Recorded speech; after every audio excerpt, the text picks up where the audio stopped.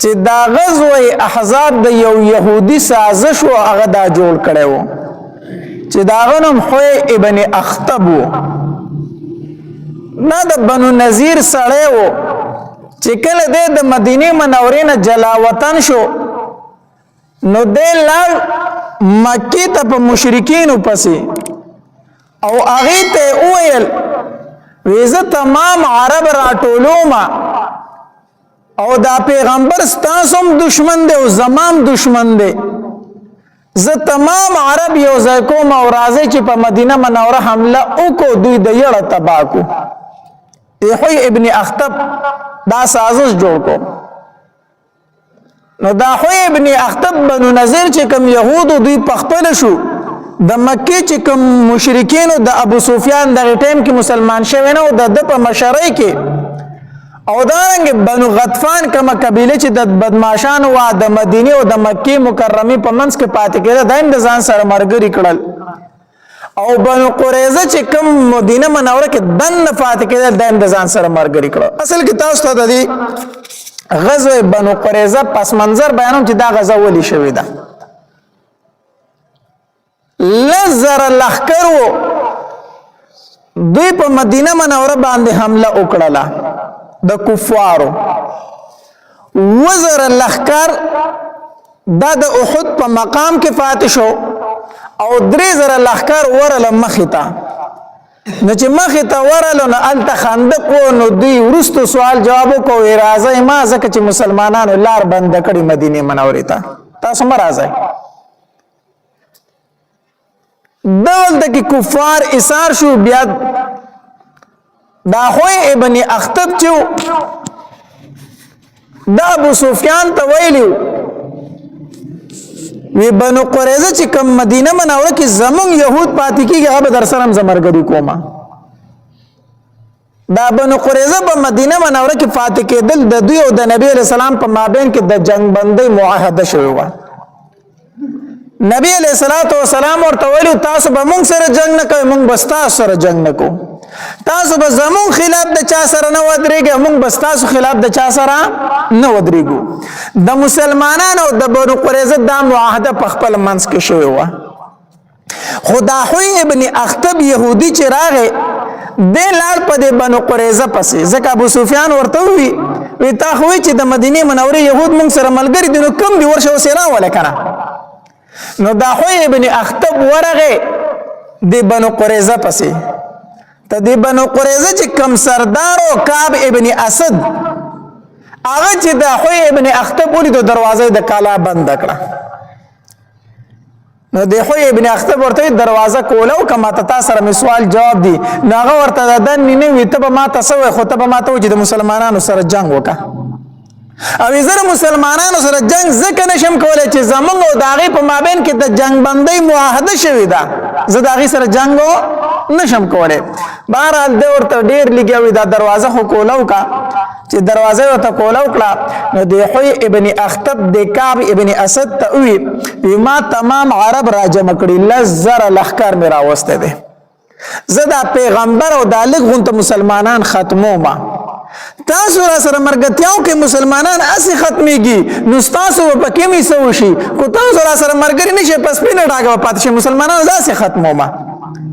نو دا کعب ابن اسد خبرو کې را وسرا وستو یو دورته وی ټیک د زدي مرګره ما زدي مرګره د نبی رسول سره چې کومه د جنگ بندي معاهده کړي واغې سکړه پرې کړه ماته نبی رسول الله یو درې صحابه پسې ورولېګل تاسو معلومات وکړي چې دا خبره ټیک ده بنو قریظه ورشته معاهده ماته کړي کواسي یو خبر چلیږي درې صحابه کرام لاړو د کعب ابن اسد سره ملو شو د بنو قریظه چې کم سردارو ګړه بړه وشو سلام کلام شو کعب ابن اسد ته ویل ک څنګه راغلی هغه ورته مو خو دې سره راغلی چې ستاد نبی رسول الله والسلام سره د جنگ بندي معاهده ده نو مو خبر شیو چې هغه معاهده تا ما تکړی ده نو دا کعب ابن اسد ته د څه معاهده زما ستاسو سره د څه معاهده ده زه خبروم نه د معاهده نه زما د مخ کې نم دشمنان وای وس مم دشمنان یې او زبر سره جنگيګه ما ستاسو سره کله معاهده کړی دي د معاهده نه بالکل منکر شو چې منکر صحابه کرام ډیر زیات خپه شو را له واپس نبی علیه الصلاۃ والسلام لره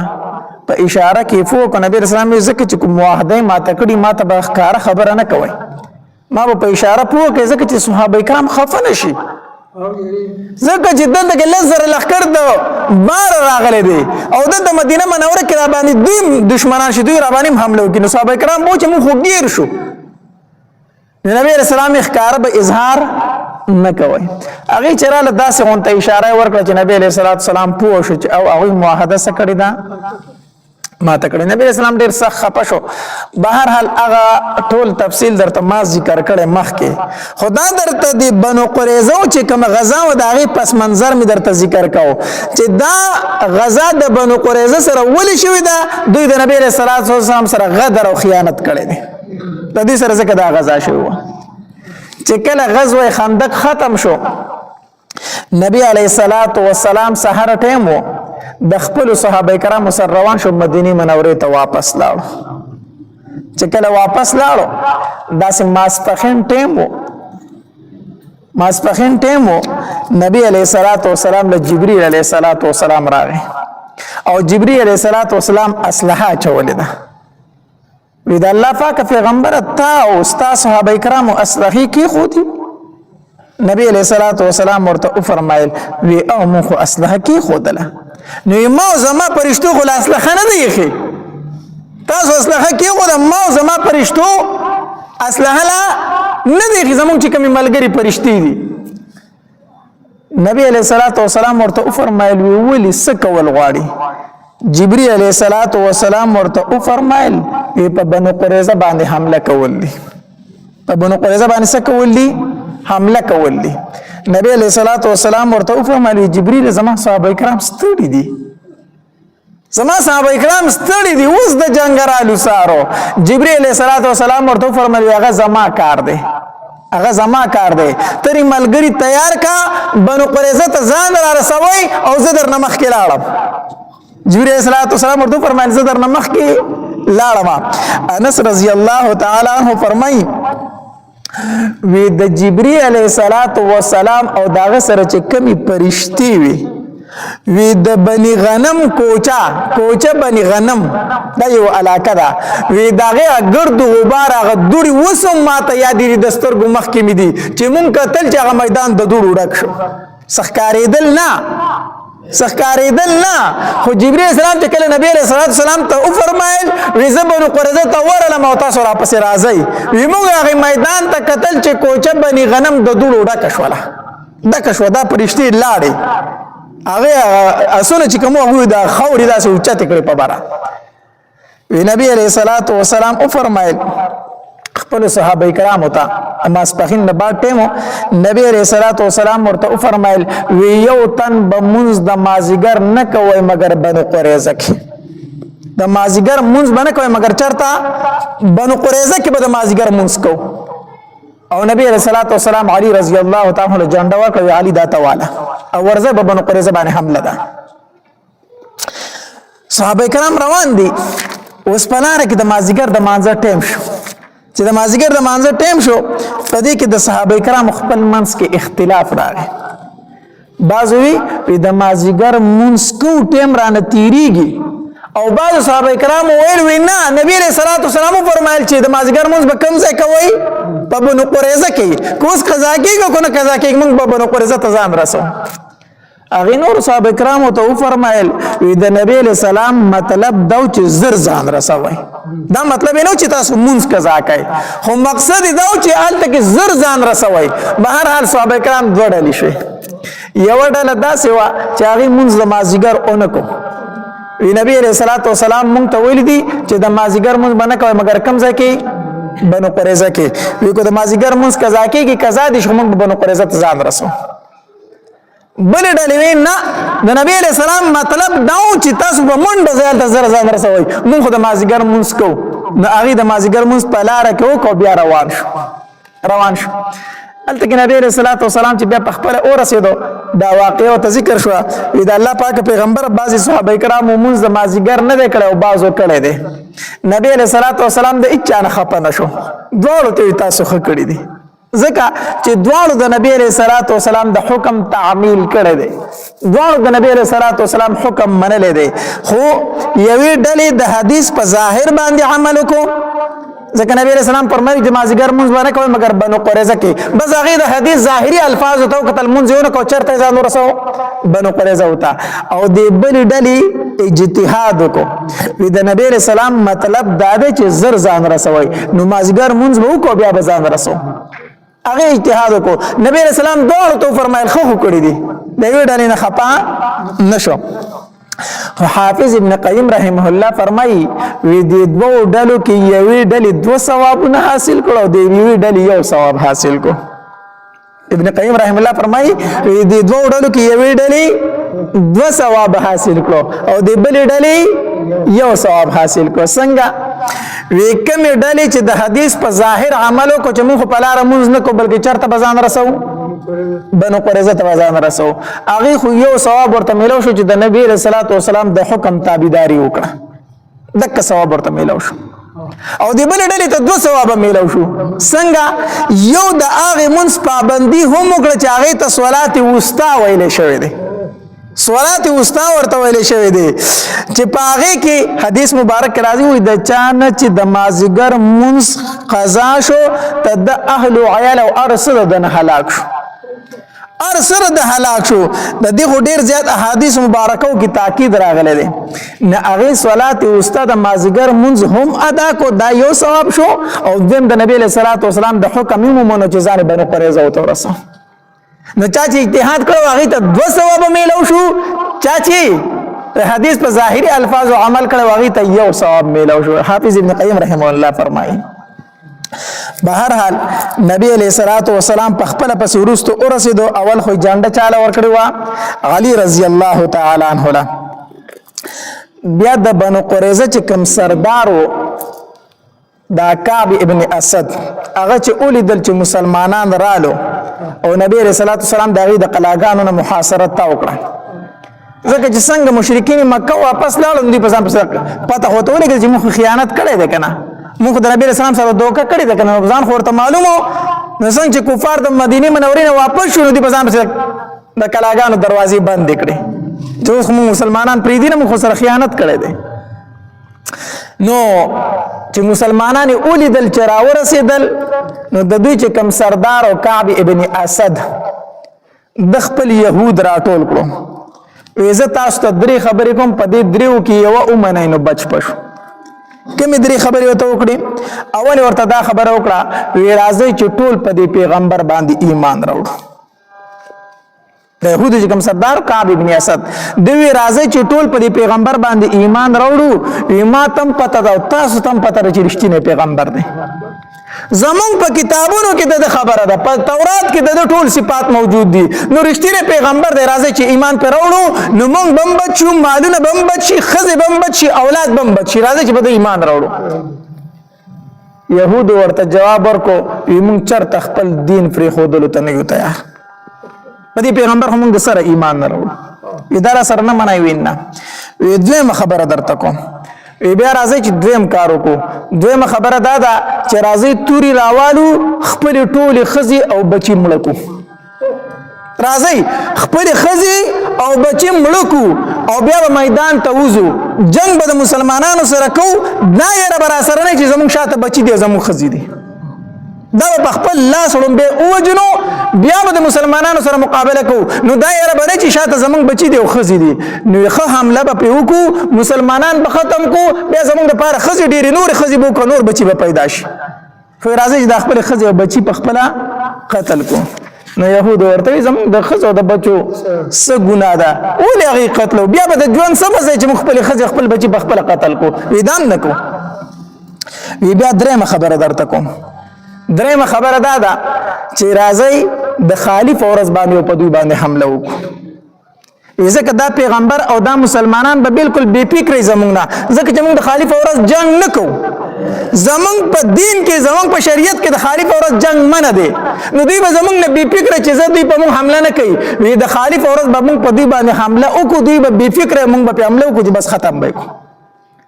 ناغه نور يهود ورتوي وی کعب ابن اسد ډیر عجیب خبره دی وکړه وی تا ته نه د زمون مشرانو د خالد ورځ نافرمانی کړي وا پدې کې ګستاخی کړي وا الله ته شادوغان او خنزیران نو جوړ کړي ته اوس بیا په مونږ باندې هغه کار کوي د خالد په ورځ مونږ د الله نافرمانی کړي ونه زمونږ نه څه جوړ شو د مشرانو نه الله شادوغان او خنزیران نو جوړ کړي نو ته بیا په مونږ باندې هغه ګناه کوي دې تم نه یوتیا بهر حال د کعب ابن اسد یو خبره اون منله د خپل سردار خبره اون منله بیا نبی علیہ الصلوۃ والسلام ته دی بنو قریظه وی ته ابو لبابه زمون خواله راولې زمون د سره خبرې دي دا ابو لبابه چې کنه رضی الله تعالی عنه دا د بنو قریظه حلیف او دوست او مرګره وو نو دی ته زمون خواته ابو لبابه لګراولې موږ د سره لګي خبرې کو نبی رسول الله ابو لبابه رضی الله عنه فرمایي ولار شه چې دوی تاسو ابو لبابه رضی الله تعالی چې د دوی خواله لار د دوی د خزي ورته راټول شو ماشومان راټول شو جړلې ورته نو د ابو لبابه رضی الله تعالی په ځل کې 70 غون تراغه بل زړه دوستی ور سره و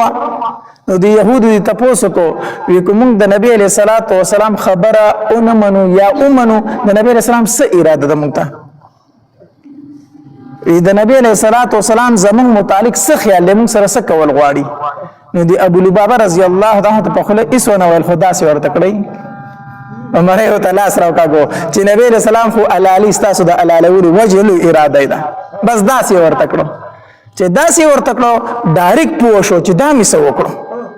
دا خو ما د نبی علیہ السلام راز پاشو دا می سي چلو دا خو ما غلطي وکړه دا غزاینه چې روان شو کنه د نبی رسول الله خو دانل ډایرک مسجد نبوي ته او مسجد نبوي ته لاړ او ځاني پستان پورې کلک وتاړو ځاني وتاړو صحابه کرام را له بابا دا سکه موږ دي پرانځو وی تر هغه پورې به مان پرانځ تر سو پورې چې الله معاف کړي نه ما زه الله معاف کړي نه ما او دا قسم یې خورو وی د بنو قریظه پزمک باندې بدنن نه بعد ز نظر نه لګوم کم ځای کې چې ما د الله او د الله د رسول سره خیانت کړي د غزمه کې تبزنه زم او ځاني پستانه پورې کلک وتاړو نبی علیہ السلام خبر شو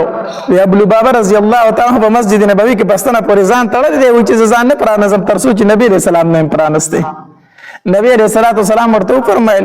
کومال راغله وي نو ما بوله د الله نه بخنه غوښتي او الله به معاف کړي وو خو چې په خپل ځان الله ته حواله کو بس د معاملې او د الله معاملې اوس جدا د زمانس کې څه نه وامه شپږ ورځې او شپږ شپې ابو لبابه رضی الله تعالی د مسجد نبوي پستانه پورې تړل شو صرف مانزه ته پرانستو او بولو براسته پرانستو او پستانه پورې دک شان تړل شو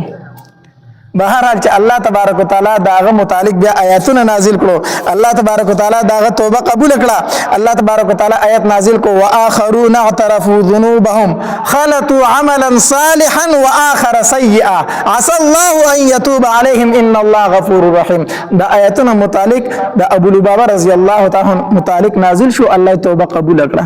چې الله توبه قبول کړه نبی رسول الله د ام سلمہ رضی الله تعالی عنها په کوټه کې و نو نبی رسول الله ام سلمہ رضی الله تعالی عنها فرمایي ام سلمہ د ابو لبابه توبه الله قبول کړه ام سلمہ رضی الله د پردي حکم لانه راغله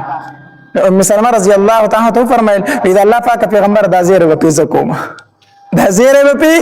زکوما نو مسجد نبوي ته من کړه وی ابو لبابه الله ست توبه قبول کړه الله ست توبه قبول کړه نو صحابه کرام رحمن نکړي چې پرای نزي وینا ما به نه پرانسته تر هغه پور چې نبی رسول الله ز پخپل نه پرانسته نبی رسول الله چې د سحر منځو کو داسې مسکه شولاله ابو لبابه رضی الله تعالی پرانسته پخپل الله سم مبارک باندې پرانسته بهرحال دلته کې نبی علیہ الصلوۃ والسلام ابو لبابه رضی الله تعالی په دغه کارو کو بیا الله توبه قبول کړه بنو قریظه آخر کې مجبور شو نبی علیہ الصلوۃ والسلام ته فرمایل زمون لمون ته اجازه راکړه چې موږ یو سړی منتخب کوو زمون متعلق فیصله وکړي نبی علیہ الصلوۃ والسلام ورته فرمایل استاسو خوخه د چې استاسو د خوخي یو سړی استاسو فیصله وکړي تاسو په رضا یې وی او مونږ په رضا یو استاسو متعلق څوک فیصله وکړي نو بنو قریظه ورته وویل زمون فیصله د سعد ابن معاذ رضی الله تعالی عنہ سعد ابن معاذ دا د بنو قریظه دوست تیر شوی دی زمون فیصله به سعد ابن معاذ کې ځکه زمون دوست دی وی ټیک دا تاسو ما ویلو دا سعد ابن معاذ رضی الله تعالی عنہ په غزوه خندق کې زخمی شوی و او رګ لګیدل او ډیر زیاته وینه ته پیدا نو د نبی صلی الله علیه وسلم د مسجد نبوي سره خواته خیمه جوړه کړې و ویدل ته بنزدې ځکه چې زم ټیم په ټیم تماشا کوم سو کې ننداري لرازي چې په اسانه تماشا کوي نو د په هغه خیمه کې نو نبی صلی الله علیه وسلم په د بس خر اولګو تاسو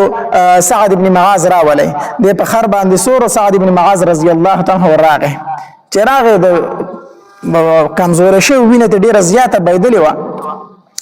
نبی علیہ الصلوۃ والسلام ورته فرمایل بنو قریظه و چې د زمون متعلق فیصله وکړي سعد ابن معاذ رضی الله تعالی عنہ فرمایل تاسو زر فیصله لپاره منتخب کړئ ما بنو قریظه ورته او مونږ ته منتخب کړئ سعد ابن معاذ رضی الله تعالی عنہ زما فیصله واورای څومره چې د دوی جنگجو سړی دي جنگ والا سړی دي دا دي ټول قتل کړي شي دا دي ټول قتل کړي شي 400 کسان دي دا 4 واړه قتل کړي شي یو خبره وې دیم دار چې مالونه دي د دوی مال غنیمت شي مال او جایداد دي مال غنیمت شي او دریم دا دي چې بچي او خزي دي وینځي غلامان شي زما فیصله دادا نبی علیہ الصلوۃ والسلام ورته فرمایي تاسو سعد ابن معاذ ځان منتخب کړو دا فیصله دادا او نبی علیہ الصلوۃ والسلام ورته فرمایل اے سعد تا چې کوم فیصله وکړه قسم په الله دا فیصله د الله هم ده دا فیصله د الله هم د کوم فیصله چې تا وکړه او بیا سعد ابن معاذ رضی الله تعالی عنہ لاسونه اوچت کړو داسې اسمان ته وکتل وی الله ما خوستانه دعا غوښتي و چې الله کو د مشرکین مکه د نبی صلی الله علیه وسلم سره نور غزاګانی کنه نو ما شهید کوا ما مشهید کوا چې زه د مشرکین مکه سره په خپل و جنگیږم ځکه چې دوی زموږ پیغمبر ته ډیر تکلیف ورکړی دی دوی د مکه مکرمه نه ډیر په سختو باندې زموږ د پیغمبر رښتلې دی د ډیر تکلیفونه رسولې دي ما تر هغه پورې موج نه تر سوچ مشرکین مکه جنگونه د پیغمبر سره وی الله کو چرته د دینه بعد د نبی رسول الله او د مشرکین مکه جنگ نه وکنا نو مال د دې زخم نه شهادت راک الله زه په شهادت خوشاله ما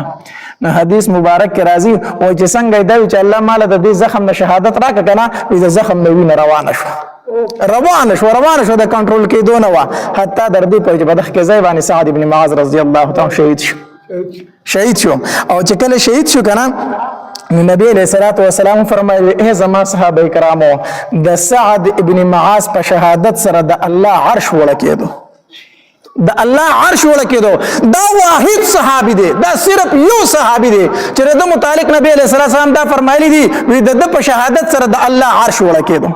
دا یو صحابي دی صرف د بل صحابي متعلق دا خبر اندر راغلی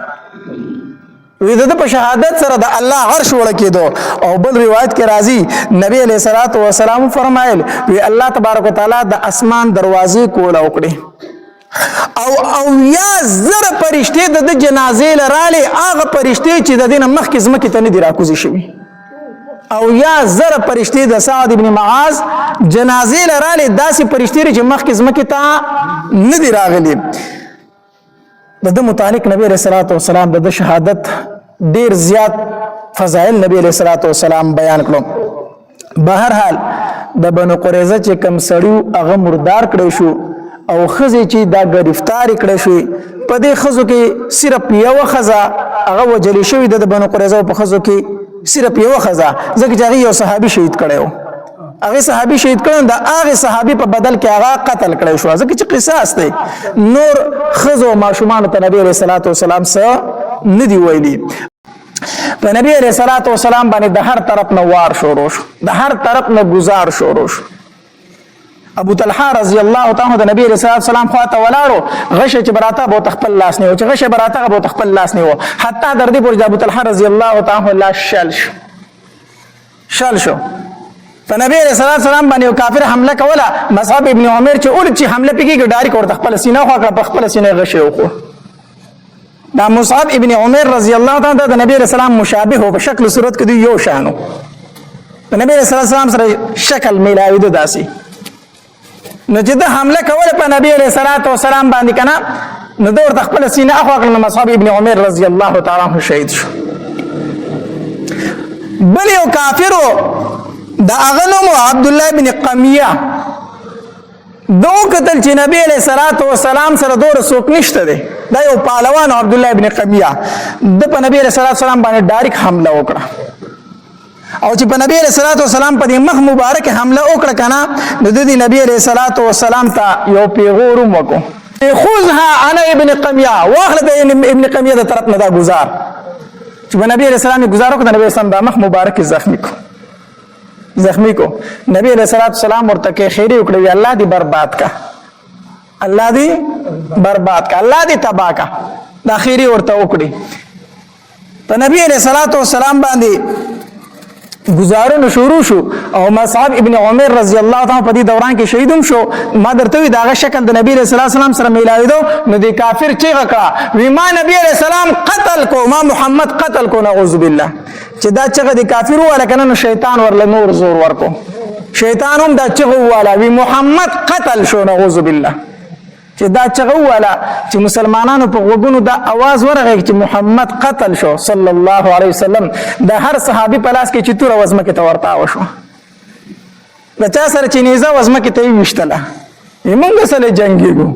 موږ د نبی اسلام د پاره جنگيدو چې هغه نشته نو موږ جنگ سره کوو د صحابه کرام لاسونو پر پیدو شو څوک چې په کم ځای ولاړ په اخ کې ځای باندې پاتې شو د نبی علیہ الصلوۃ والسلام د مخکنی غاخونه مبارک هم شهیدان شو دا رباعي غاخونه یو کافر ولا په ګټ باندې حمله وکړه د نبی اسلام د غاخونه مبارک شهیدان کړو ماتې کړو د نبی علیہ السلام چې کوم ټوپۍ په سر واغه خود د اوس باندې ټوپۍ دا ګټ په گزار سره داغه کړی د نبی علیہ السلام په مخ مبارک کې نه وته د نبی علیہ الصلوۃ والسلام د مخ مبارک نوینه بيدا دومره وینه د نبی علیہ الصلوۃ والسلام نه وبیدل کنه چې نبی علیہ الصلوۃ والسلام بیا داسې قدم نشو اغسته نو علی رضی الله تعالی عنہ یو بل صحابي وسره طلحه رضی الله تعالی عنہ هغه ته وی ما دې ګټ له ګوچت کوي ما له ګوچت کوي دې ګټ ته د نبی علیہ الصلوۃ والسلام د اوچتېدو دوه مقصد یو خدا چې د خپل ملګرو ته आवाज وکم چې ما خواله راشي بیچیر ته روان دي او دوی دا مقصد چې زه د خپل ملګرو باندې نظر واچوم چې دوی چیرته تللی دي چیرته لاړو او دوی د خپل ملګری وینه ما هم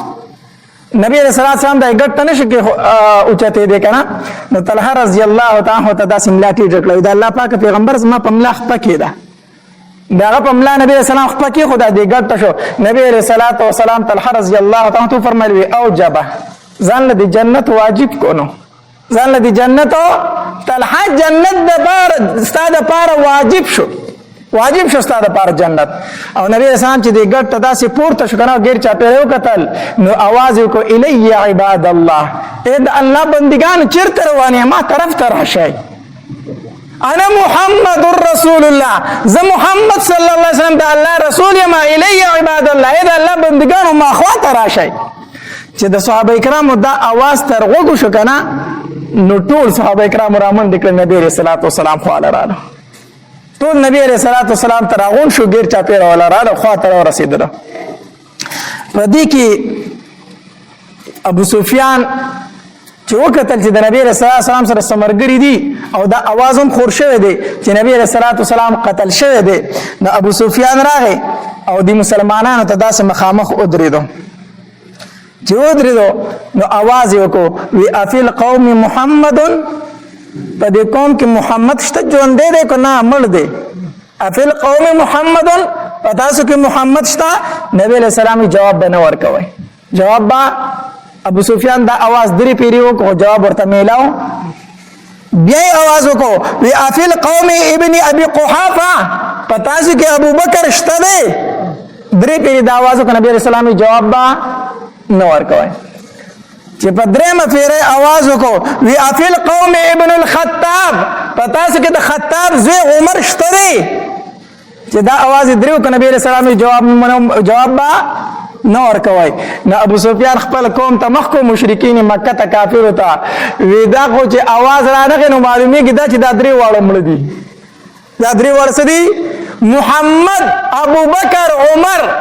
دا درې واړه مړ دي ابو سفیان دا आवाज کو کافر وتا عمر رضی الله تعالی ټینګ نشو چې دا आवाज واوریدو وی اے د الله دشمن دا درې واړه الله ستاسو د غم د پاره ساتلی دي اے د الله دشمنه دا درې واړه الله ستاسو د غم د پاره ساتلی دي درې واړه ژوند دي بیا ابو سفیان عمر رضی الله تعالی عنہ صدر توام نه وبس بسوای نه خلک ما خواله راشه لګ ما خواله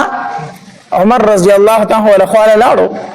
اداره ته وای چې نبی رسول الله ژوند دې کنه دې تاسو پیغمبر ژوند دې کنه دې نو عمر رضی الله تعالی عنہ فرمایي الحمدلله ژوند دې ژوند دې وی د عبد الله ابن قمیه نه مستا په خله یقین ډیر دې ځکه هغه وی چې موږ محمد قتل کړی دی خدا په خله می دومره یقین نشته او ستا په خله می یقین نو بس دې ژوند دې بیا او بیا ابو سفیان یو چغه والا وی اغلو حبول دا حبول د دوی یو بوتو دغه بندگی به کوله او په جنگ کې به دغه مدد غوښتو نا ابو سفیان आवाज وکړ اغلو حبول زنده باد نو نبی علیہ السلام عمر ته عمر وس جواب ورکا اوس جوابو عمر رضی الله تعالی فرمایل اذا الله پاک پیغمبر څه جواب ورکما نبی علیہ الصلوۃ والسلام ورته فرمایي عمر وایا چې الله اعلى واجل الله لوی دی دی وی اولو حبول تورته الله اعلى واجل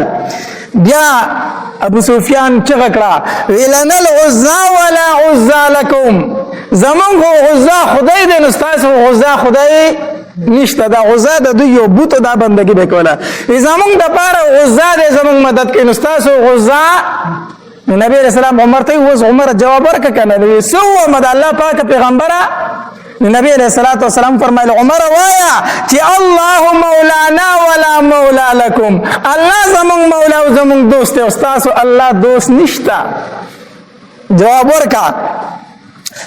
بهر حال ابو سفیان لاړ اخوا بیا جنگ شروع شو چې نبی رسول الله صحابه کرام ته आवाज وکړو نو بیا جنگ شروع شو صحابه کرام راټول شو چې جنگ شروع شو کافر شکست مونته کافر چې کوم راغلی هغه تختیدل لال میدان خوشی پاتې شو د نبی علیہ الصلوۃ والسلام مخ مبارک کې دا کړی داسې انختی دي ٹھیک شو او داوی نه پیرابېږي یو صحابي سنان ابن مالک رضی الله تعالی عنہ هغه راغی د نبی رسول الله په مخ مبارک چې کوموینه را روانه کنه هغه په جبه وسټاله چې د نبی رسول الله د مخ مبارک نه کوموینه پیدا سنان ابن مالک هغه په جبه باندې سټاله اوس اصل کې بيدون کې وینه چې دا خو پلیته ده کنه بيدون کې وینه پلیته ده دی خورل جایز نه دي خدا د نبی علیہ السلام وینه مبارک او د نبی علیہ السلام وینه مبارک پلیته نعوذ بالله نه ده پاکه ده نو سنان ابن مالک د نبی علیہ السلام د مخ مبارک په پرېجبه سټو وینې زمکه ته نه پرې خودله چې د نبی علیہ السلام د مخ مبارک وینې زمکه ته لاړ نشي نو نبی علیہ السلام سنان ابن مالک رضی الله تعالی عنہ فرمایي و اے سنانا الله ستاسو پر جنت واجب کو ځکه ستا بدن ته زما وینه ورسېدله او په کوم بدن کې چې زما وینه وي هغه بدن اور د جهنم ته نوځي تا ځان د پر جنت واجب کو بیا دا خبر خو مدینی منورې ته ورسېدو ځکه د نبی رسول الله والسلام د شهادت خبر خور شوی کنه چې نبی رسول الله شهید شوی دی مدینی منورې ته دا خبر ورسېدو زنانه ورامنډي وخلی عائشه بیبی مرامنډه وخی فاطمه رضی الله تعالی عنها مرامنډه وی ام سلیم رضی الله تعالی عنها د مسلمانانو څومره بیبیان چې د غرامنډي وخی را روان دي چې کله احد ته ورسېدي کنه احد عائشه بیبی ډایرک دا مشکی راواغستو او زیو د ابو ډکی او کوم مسلمانان زخمیان چې دي هغه ته په خړو کې اړې وبول ورکي په مسلمانانو باندې وو فاطمه رضی الله تعالی عنها چې راغه د نبی رسول الله سلام مخ مبارک ته په وینو وکتل کنه علي پاسه وبره زما د بابا مخ ته ګوري علي رضی الله تعالی لاړو ډال ور سره وو هغه د ابو ډکیو فاطمه رضی الله تعالی راوړي فاطمه رضی الله نبی رسول الله سلام ته ناس پر مخ مبارک له با چي داسي خو وینه ودرېږي نه وینه نه ودرېدله بیا د کجورو د پاڼو یو چټایي پرته وه فاطمه رضی الله تعالی فاصله زری هغه وسېزله او د هغې ګرمه ایره یې راواغسته او د نبي اسلام په زخمونو کېښوده اوس هم چې کله دا زخم وینه نه ودرې که نه اکثر خلک ولې ګرمه ایره په هغې زخم کېدي چې وینه ودرې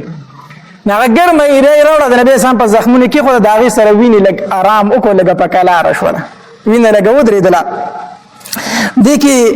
د نبی علیہ الصلوۃ والسلام په مخ مبارک کې چې کوم هغه کړی وي صحابه کرام په لګیا دي هغه ته په طریقې روباسي خو د چالاس نه ورسي چې د نبی اسلام د مخ مبارک نه دا کړی د خود څنګه را بار کی یو صحابي راغی هغه غالبا چې عبیده ابن جراح رضی الله تعالی عنہ عبیده ابن جراح رضی الله تعالی عنہ راغی صحابه کرام ته وویل دا خدمت په ما باندې پرېږدئ د نبی صلی الله علیه وسلم د مخ مبارک نه دا کړی ایستل دا خدمت ما ته پرېږدئ عبیده ابن جراح رضی الله تعالی عنہ داسې خوله واچوله دې کړو ته دې کړی ته خوله واچوله او په غاښونو پې زور کو چې زور کو دا دوه غاښونه شهیدان شو دا ووتل دومره جوخته کړی د نبی رسول الله مخ مبارک له ورغلی وه چې هغه دوه مبارک د عبیده ابن جراح رضی الله دوه غاښونه مبارک شهیدان شو ورتاو شو ته بهر حال هغه کړی د نبی رسول الله د مخ مبارک نه راویستل شو بیا د صحابه کرامو چې کومه قرباني او کومه مینه و د نبی رسول الله سره کنه یو زنانه و داغي نوم د حضرت حمنه رضی الله تعالی عنها او دا د مصعب ابن عمر رضی الله تعالی بیبي و ما چې درته وسوي کنه دا د نبی اسلام هم شکل صحابي وو نو دې دغه غزوه احد کې شهید شو ته دا بیبي را روانه ده نو په لار کې ورته چاوي وی پلار دې شهید شوی دی وی انا لله و انا الیه راجعون دې مرته خبرو چې لګه مخ کې را لکنه وی ماما دې شهید شوی دی بیا وی انا لله و انا الیه چې لګه مخ کې رااله نو چا ورته خبر ورکو ستا خاون مصعب ابن عمر هم شهید شوی دی نو دغلته دا لګه کېناسته او ډېر زیات یې وجړل یاره دا غم خو اوس د برداشت نه بار دی ما خو چې پلار مې شهید شو رور مې شهید شو ماما مې شهید شو دا غم مې به راسره خاون اوچتوي ځکه خاون هغه خاون دی که نه چې د ښځې سره په غم کې سات ورکوي ښځې ته چې د هر طرفه غم میلاویږي که نه نو دا وایي ای به زما د سر سهاره شته دی زما سړی شته دی دا پې ډاډوي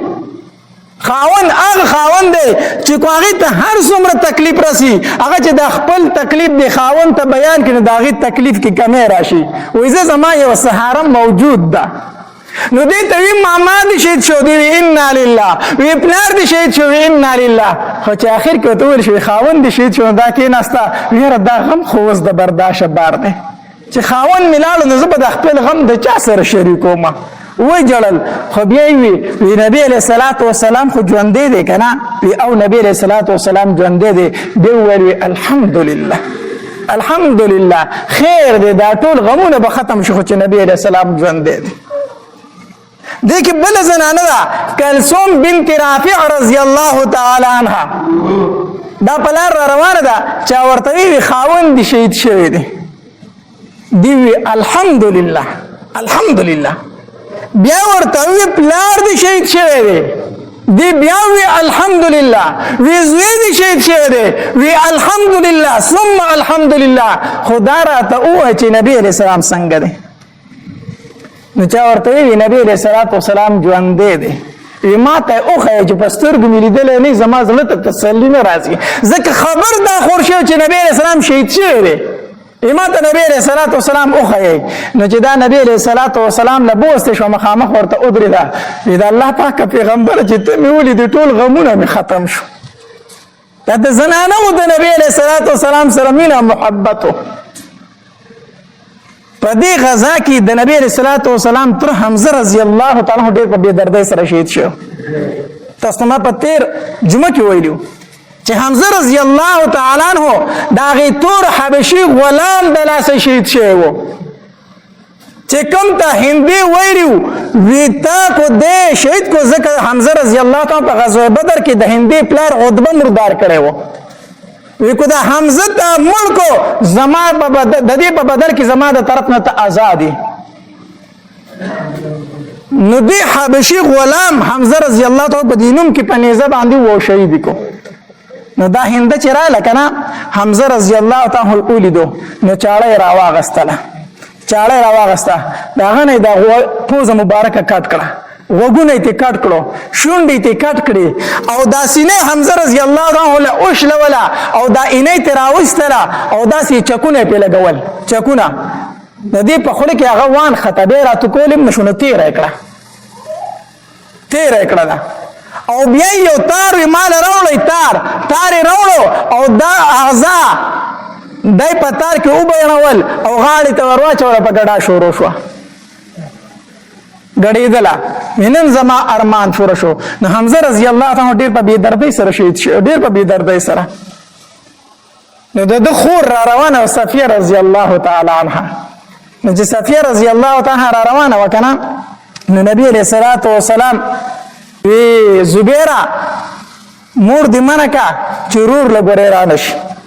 مور دې منکه رور لرا نشي ځکه کوروري ولید نو روري دلی دلو نه دی. صفیه منکه چې را نشي. نو زبیر رضی الله تعالی لاړو مور ته موري مخکې بنځي. نو صفیه رضی الله تعالی ډیره چاکه خزه و چې دا زوی په دې سینه کې وسیټ ورتاو کوي لری شته سو کې چې ما منکای ما ته خپل رور وخایي،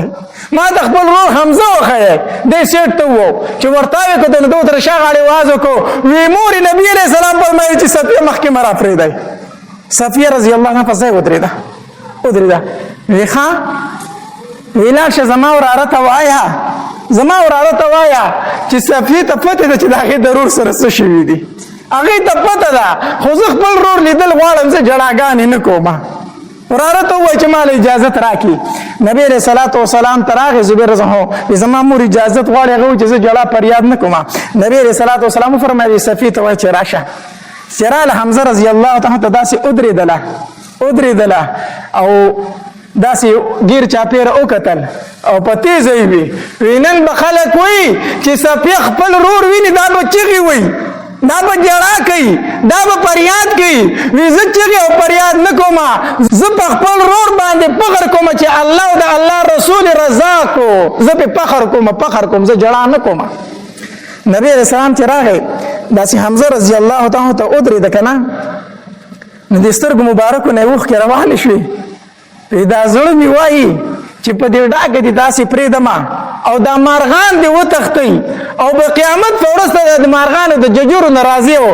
الله په دربار کې ودرېږي. خو څه وکړمه زما ترور صفیه به خفه شي، ستا د خور فکر نه راځي هغه به خفه شي، نو زه کرې دفن کومه. او په جړا شو نبی علیہ السلام زما د تره سره ډېر زیات ظلم شوی دی. صحابه کرامو ډېرې عجیبه قربانۍ ورکړې وې. دو صحابه کرام دي سعد ابن ابي وقاص رضی الله عنه او عبد الله ابن جحش رضی الله عنهم. سعد ابن ابي وقاص رضی الله عنه فرمایي په دې غزوه احد کې د عبد الله ابن جحش رضی الله عنه په سراغ ماته چې د فارشته یو خبره کوم موږ سیټ تلاړو د عبد الله ابن جحش ماته وی چې تم دعا وکړه زه به امین واما او زم دعا کوم ته به امین وای ښا ایما ته وی چې ټیک ده شپه ده کنه سره به جنگ کیږي. سعد ابن ابي وقاص وی ما دعا وختله ایما چې الله چې سار شي کنه ما د یو مضبوط کافر سره مقابله راوله چې هغه په ما گزار کوي زه په هغه گزار کوم، هغه په ما گزار کوي زه په هغه گزار کوم، چې خس تړي شو دواړه کنه او زه گزارو کوم هغه مردار کوم هغه سامان ته واخلم او راشم. عبد الله بن جحش رضی الله تعالی فرمایل چې آمین. یوس عبد الله بن جحش رضی الله فرمایل چې زه دعا کوم ته په امین وایم چې ښه. عبد الله بن جحش وی چې الله سر مې د یو مضبوط کافر سره مقابله راوله چې هغه په ما گزار کوي زه په هغه گزار کوم، هغه په ما گزار کوي زه په هغه گزار کوم، چې خو سم جنگ وکړو او په اخر کې هغه په ما زورور شي په ما گزار وکړي زه شهید شم. امام وی چې آمین. وی چې سار شو چې زه ورلم یو مضبوط کافر سره مقابله شروع شوه، زه گزار کوم هغه گزار کوي، زه گزار کوم هغه گزار کوي، ستړي شو په جنگ باندې. په اخر کې چې مې تور واچوله سر مې ته هغلته ورتاو کو، کافر مې مردار کو، هغه توره مې ته واغسته، نیزه مې ته واغسته، اسلحه مې ته واغسته، را روان یم. چې را روان یم ومې کتل عبدالله ابن جحش هم د یو کافر سره ورلاندې وتې تورې چلیږي. په زړه کې مې وي چې الله خو زما دعا قبوله کړه خو د عبدالله ابن جحش دعا به هم قبولوي. ومې ورته کتل چې عبدالله ابن جحش لاړې رانه شهید شي ځکه چې تا هم دعا کړې ده. دې د کافر سره وړاندې وتې ګزارونه په یو بل کوي. اخر کې کافر چې توره وچوله عبدالله ابن جحش شهید کو. صحابه کرام داسې مینه و د نبی اسلام او د شهادت سره دوره مینه ساتله، دومره محبت ساتو. بیا چې کله شهیدان جنگ ختم شو او داسې نبی علیہ الصلوۃ والسلام فرمایل اوس کوم باقی صحابه کرام چې او یا صحابه کرام شهیدان شوي دي او یا صحابه کرام شهیدان شوي دي، خو ګوره خلک وایي غزوه احد کې مسلمانانو شکست مونځته، مسلمانانو شکست نه دی مونځته، شکست کافرو مونځته دی. ځکه مال غنیمت چې څوک واخلي هغه شکست نه مونته، میدان چې څوک پرېږدي شکست هغه مونته دی. میدان کافرو پرېښی په آخر کې تښتېدلي. ها دومره خبره ده چې مړي زیات د مسلمانانو نه شوي دي، د کافرونو مړي شي 25 تنه داغې نه مرداران شوي خو 80 تنه شهیدان شوي د چا نه دي د مسلمانانو نه مړي د مسلمانانو نه زیات شوي نو کوم صحابه کرام چې داسې ژوندي پاتې شوي نبي علیه الصلاة والسلام ورته وفرمایل قبرونه وکنئ نو د احد هغه ځمکه خو به تاسو لیدلي څومره کلکه ده او هغه په خپل هم زخمیانو نو نبی علیه السلام وفرمایل دوه دوه درې درې په یو ځای دفن کوئ دوه دوه درې درې یو ځای دفن کوئ دارنګي دا مصعب ابن عمر رضی الله تعالی او عبد الله ابن جحش رضی الله تعالی ما درته دوی واقع بیان کړ کنه او حضرت حمزه رضی الله تعالی دا درې واړه په یو قبر کې دفن شوي دي دا په یو قبر کې دفن شوي درې واړه صحابه کرام نبی رسول الله فرمایل وی قبرونه کنه درې درې څلور پکې دفن کوي دا الله پاک پیغمبر کفنونه نشته دي مصعب ابن عمر رضی الله تعالی دا هغه صحابي کنا چې د مکه مکرمه کې به یو جوړه یو ځل واغسته بل جوړه به بیا نه واغسته دومره د په ناز او په نخرو ژوند تیرو د به هغه اتر استعمالول کنه چې په یو کوڅه به تیر شو دنه به ښځو ته پته لګېده چې بار په کوڅه باندې مصعب ابن عمر تیر شو دې چې په کومه لار تللی و هر چا ته پته لګېده چې په دې لار مصعب ابن عمر تللی ځکه د خوشبویانې به پای لار وي د به داسې خوشبو لګوله خو مکه مکرمه کې هر سفرې خو د مدینه منورې ته هجرت وکړو چې راغی بیا سره هیڅ نو نه چې غزوه احد کې دی شهید شو کنه او د الله شروړ شو نبی رسول الله صلی الله علیه مخې ته کېښود شو د نبی رسول الله د سترګو مبارکو نه اوښکې روانې شوې دا خو هغه مصعب ابن عمر نه ده چې به جوړه به دوباره نه استعمالوله د الله پاک پیغمبر هغه مصعب ابن عمر دی اوس څه مسله ده ورته د الله پاک پیغمبر کفن نشته دی کفن نشته دی نو پدې کې یو وړ کې غونډه صادر راوړل شو نو چې هغه په خور شو نو چې ساره ولا پټو خپې ښکارې دي چې خپې ولا پټولې نو ساره ښکارې دو نبی رسول الله صلی الله علیه وسلم فرمایل یې سر ولا پټ کړ په خپې ولا واخه واچوي حمزه رضی الله تعالی عنہ خور دوه کپانونه راوړو دوه صادرې راوړي نبی رسول الله صلی الله علیه وسلم فرمایل یې زما تر په دوه صادرو کې کفن نور کوي ولې دا نور شهیدان چي دي یو دته کوي ایو نو د الله پاک پیغمبر دوه صادر دی غټ یو وړ کې دی نو صادر د چا حمزه رضی الله تعالی عنہ خوري راوړي کنه خو نبی رسول الله کې دومره انصاف وي خسنه واچوي خسنه واچوي نو چې خسنه واچوي په خسنه کې د حمزه رضی الله تعالی عنہ وړ کې صادر راوخته هغه دبل شهید راوخته نو چې ورکه صادر په حمزه رضی الله تعالی خور شو وی د الله پاک پیغمبر سو کو چې سر پټو خپېخ کار کېږي چې خپې پټو سر کار کېږي سو کو نبی رسول الله والسلام او فرمایل وی سر ولا پټ ک پخپو ولا واخه واچوي د نبی رسول الله ترتم داسې کپن نصیب شوی دی او بیا نبی رسول الله فرمایل درې درې څلور تنه په یو لحد کې گدی د الله پاک پیغمبر قبلي طرف ته کم یو دو نبی رسول الله فرمایل وی چاته چې زیاته حصہ د قران یادای هغه لوم به قبلي طرف ته گدی چاته چې د قران حصہ زیاته یاد او تاسو ته پته ده هغه قبلي ته لوم به گدی بیا پسې بل دی بیا پسې بل دی د کوم د حافظ قران فضیلت ته په دې طریقه باندې صحابه کرام دفن شو غرض می دا کو چې هغه الله دې مونږ ټول حج عمره لبوزي ټول مونږ غزوه احد الته احد مقام ته هر مسلمان زی بیا الته چې لاړ شي کنه د هغه شهیدانو د هغه مقبرې نه جنت او ده جنت ته ده زه دې غیر چا پیر د وزله ګرځیدلې ما دلته کې د نبی رسول الله والسلام چې غونډکې ته ختم کنه په غونډکې ودرې د مداسي او چې هم کتل د مسجد نبوي تاریخ کاری دی مخامخو دا خدای عائشه بي کور دی کنه نو چې دلته په مسلمانانو دا قیامت راغلی دلته په مسلمانانو په بیبيانو ستېریدل به هر حال دغه دا مسلمانان ډیر په بے دردۍ سره شهیدان شو غرض می دا کو مقصد می دا دی چې دا اسلام مونږ ته په مفتو کې نه دی راغلی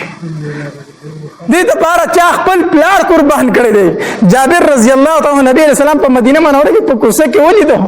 نو جابر رضی الله تعالی ډیر داسې خیرن میرن روان دی غمزده به ګرځیدو نبی رسول الله والسلام ورته فرمایل جابر سو وجه ډیر ورځونه داسې پریشان نه ځان تیارې سو وجه ده هغه ته د الله پاک پیغمبر په غزوه احد کې پلار شهید شو یو خو هغه غم دی بل د کور ټول ذمہواری می په دې وګور راغلی ده ټول ذمہواری می په دې وګور راغلی یو بل ته د پلار غم خپه کوي بل ته د کور ذمہواری دي نبی علیہ الصلوۃ والسلام ورته فرمایلو وی جابر ته ولې خفه کېږي ستا پلار عبدالله چې کوم دی که نه هغه خو د الله سره براه راست خبرې وکړي براه راست د الله سره هیچا خبرې نه دي کړي ستا پلار سره براه راست خبرې وکړي نو الله ته نه تپوس کو عبدالله څه دې په ارمان دی نو ستا پلار عبدالله ورته وویل چې الله په زړه مې ارمان دا دی چې یو ځل مې ژوندی که چې دوباره بیا شهید شمه ژوندی مې که چې غزا وکړم چې بیا شهید شم وی الله تبارک وتعالی ورته وفرمایل چې دنیا ته خو دوباره تله نشته دی که نه بل ارمان یاد کا بری پورا کم خود دوباره دنیا ته واپس لو نشته دی الله حنظله رضی الله تعالی عنہ د میدان نه چې روچت شو نو د ویښتو نه اوبه څاڅي نبی اسلام مخ ته کېښودي چې نو ویښته یې لانده دي اوبه ترې نه څاڅي نو نبی علیه السلام وفرمایل وي زه ګورم چې حنظله رضی الله تعالی عنہ فرشتې غسل ورکوي دا ولې څه چل دی نور هم ډېر صحابه کرام دی هغوی له فرشتې غسل نه ورکوي دله خو فرشتې غسل ورکوي ځکه هغه د ویښتو نه اوبه څاڅي کور کې له د بیبي نه تپوس وکړو وی حنظله ستا نه څنګه تللی و نو بیبي وي دا زموږ د واده ړومبۍ شپه وه دا زموږ د واده ړومبۍ شپه وه دی ما سره په کمره کې و مونږ خپل تعلق قایم کو د ښځې د خاوند چې کوم تعلق وي د ده د غوږونو دا اواز راغی چې د نبي علیه السلام ملګري جهاد نه لاړو وي ده د کمرې نه منډې کړې وتی دی په حالت د جنابت کې تللی و لامبر هم نو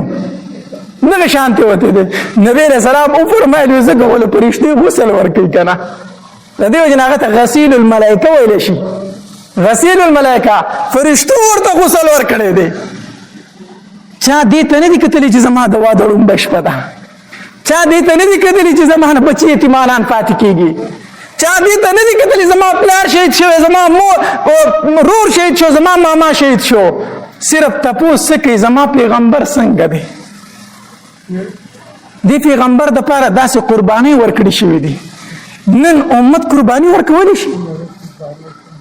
نن زه هغې زنانه چې هغې به پلار رور ماما قربان کړی په نبي علیه السلام زه هغې زنانه ته هم ته پرده وکړه وایي دا ما سره ظلم کوي ما ته وایي چې پرده وکړه وایي زما نه زما ازادي اخلي زه ورته هم ته اواز کوي چې زه د فاطمې لور یمه فاطمې وایي زما جنازه د شپې اوچته کوي زما په لاش باندې کجورو څانګې ورته اوې کوي چې چاته پته ونه لګي چې د نبي اسلام لور غټه ده کو نری ده ته نوم د فاطمې اخلي ګرځي سرتور سر په بازارونو کې زه درته وایم دې ایمان دې اسلام دپاره صحابه کرامو څومره قربانۍ ورکړي زه تا ته وایم سود مه کوه ګناه ده کنځل مه کوه ګناه ده چغلي مه کوه ګناه ده ډېره مه خورئ ګناه ده جامې د انګریزانو په شان مه جوړوه ګناه ده تا باندې اثر نه کوي تا ته دا مخې ته ودرېږي نه ته وایي داسې خبرې دي کاش چې موږ د نبي علیه السلام او د صحابه کرامو د تاریخ نه خبر شو افسوس په دې خبره دی جنازې له چې لاړ شو خپه په دې شو شپې له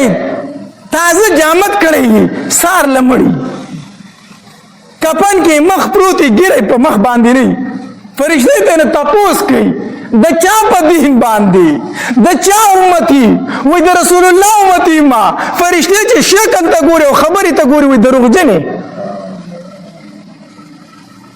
دعوت دا کوي د رسول الله امتی منو شکل ولې د رسول الله په شان نه دی د افسوس مقام دی که نه دی د افسوس خبره ده که نه ده زه چې تاسو ته د نبی علیه السلام دا سیرت بیانوم نور هېڅ مقصد مې نشته دی مقصد مې دا دی چې موږ د نبی علیه السلام ژوند په خپل ژوند کې راولو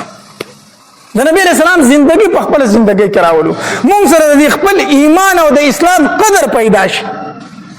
ذلیل په دې یو چې د خپل نبی علیه السلام نوم مبارک نه راځي د هغه د سیرت نه یو خبر الله تبارک وتعالی د عمل کولو توفیق راکړي داسې بیانات او واقعات اورېدلو لپاره ماجد اسلامک سټوډیو 11 چینل سبسکرایب کړئ घंटे वाला निशान क्लिक करें कि हमेशा द मौलाना हाशमी से आवाज़ मंदे ऐसी वीडियो गाने ऐसे बयानात वाक़ियात तसु महिला राजी कमेंट्स के सुभान अल्लाह माशाल्लाह अल्हम्दुलिल्लाह उली के अखबल मलगरो सर ये द सवाब पर नियतमंदी शेयर हों के वस्सलाम।